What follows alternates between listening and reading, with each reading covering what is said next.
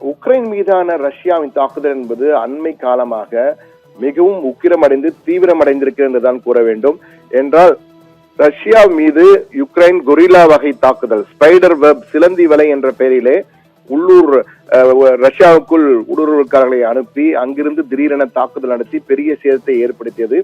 இதனால் கடும் கோபமடைந்த ரஷ்யா பதிலடியை தொடர்ந்து கொடுத்து வருகிறது. கடந்த வெள்ளிக்கிழமையும் மிகப்பெரிய ட்ரோன் தாக்குதல், ட்ரோன்கள் மற்றும் ஏவுகணை தாக்குதலை 550 ட்ரோன்கள் மற்றும் ஏவுகணை தாக்கி மிகப்பெரிய தாக்குதலை நடத்தியது ரஷ்யா உக்ரைன் முழுவதும்.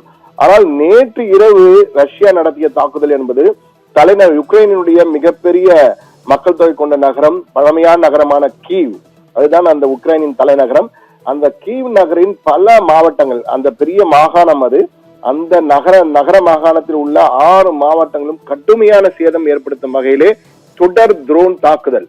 நேற்று இரவு சரியாக சொல்ல வேண்டும் என்றால் யுக்ரைன் நேரப்படி சரியாக 9 மணிக்கு தொடங்கி காலை 5 மணி வரை அந்த தாக்குதல் நடந்திருக்கிறது. 8 மணி நேரம் அந்த தாக்குதல், தொடர் தாக்குதல், ட்ரோன் தாக்குதல்களால் தொடர்ந்து பாதிப்படைந்து அந்த பல இடங்கள் பாதிப்படைந்திருக்கின்றன. ஆனால் இதுல மிக முக்கியமாக நாம் பார்க்க வேண்டியது அந்த யுக்ரைனியர்கள் எந்த அளவுக்கு பாதிக்கப்பட்டிருக்கிறார்கள் என்று. தற்போது அந்த காட்சிகளை நாம் பார்க்கலாம்.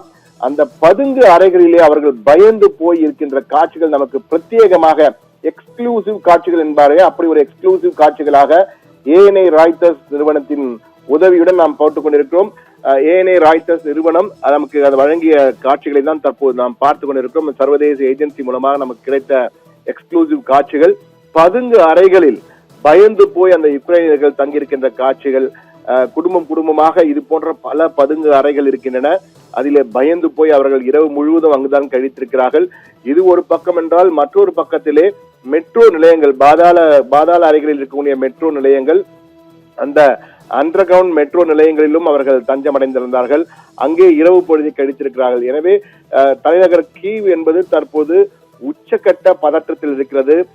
அதிபர் ஜெலன்ஸ்கி என்ன செய்வதென தெரியாமல் இருக்கிறார்.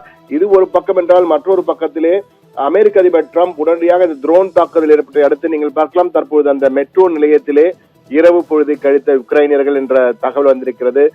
இப்படிதான் அவர்கள் தற்போது வாழ்க்கை என்பது யுக்ரைனிலே நடந்து கொண்டிருக்கிறது. யுக்ரைன் தலைநகரிலே இந்த நிலை என்றால் மற்ற பகுதியிலே கேட்க வேண்டாம். மிக மிக மோசமான ஒரு சூழல் தான் உக்ரைன் முழுவதுமே காணப்படுகிறது என்பதுதான் உண்மை. இந்த சூழ்நிலையில் தான் இந்த ட்ரோன் தாக்குதல் ஆரம்பித்த உடனேயே அமெரிக்க அதிபர் டிரம்ப் உடனடியாக ரஷ்ய அதிபருக்கு ஹாட்லைன் என்று அழைக்கின்ற அந்த உடனடி தொலைபேசி முறையிலே அழைத்திருக்கிறார். ஆனால் மிக தெளிவாக புட்டின் யுக்ரைன் மீதான தாக்குதல் நிறுத்தும் எண்ணமெல்லாம் தற்போது இல்லை. எங்களை தாக்கி எங்களுடைய பல இடங்களை அழித்திருக்கிறார்கள், போர் விமானங்களை சேதப்படுத்தியிருக்கிறார்கள், பதிலடி நிச்சயம் என்று கூறியிருக்கிறார். எனவே ஒரு பயனும் இல்லை என்ற வகையிலே அமெரிக்க அதிபர் டிரம்ப் மிகவும் கோபத்துடன் அவரும் புட்டினுடன் பேசி ஒரு பலனும் இல்லை என்ற வகையிலே கோபத்துடன் கூறிவிட்டு சென்று விட்டார். எனவே தற்போதைய நிலையில் என்பது யுக்ரைனுடைய நிலை மிக மிக மோசமாக இருக்கின்றான் கூற வேண்டும். ரஷ்யா மிகப்பெரிய தாக்குதலை தொடர்ந்து நடத்தி கொண்டிருக்கிறது. அடுத்தடுத்த தாக்குதலால், ரஷ்யாவினுடைய அடுத்தடுத்த தாக்குதல்களால் யுக்ரைன் தலைநகரமே உருக்குலைந்து போயிருக்கின்றதான் கூற வேண்டும். பல கட்டிடங்கள் சேதமடைந்திருக்கின்றன. மருத்துவமனை, பள்ளி வளாகங்கள், மார்க்கெட்டுகள் போன்றவை எல்லாம் கடுமையாக சேதமடைந்து பல இடங்கள் பற்றி எரிந்து கொண்டிருக்கின்ற காட்சிகள் தான் நமக்கு வந்து கொண்டிருக்கிறது. அது மட்டுமல்ல, அந்த இரவு வாழ்க்கை என்பது பதுங்கு அறைகளில் தான் இருக்கிறது என்பது மிக மிக ஒரு மோசமான ஒரு சூழல் அங்கு காணப்படுகிறது என்பதை நமக்கு எடுத்து காட்டுகிறது தான் கூற வேண்டும்.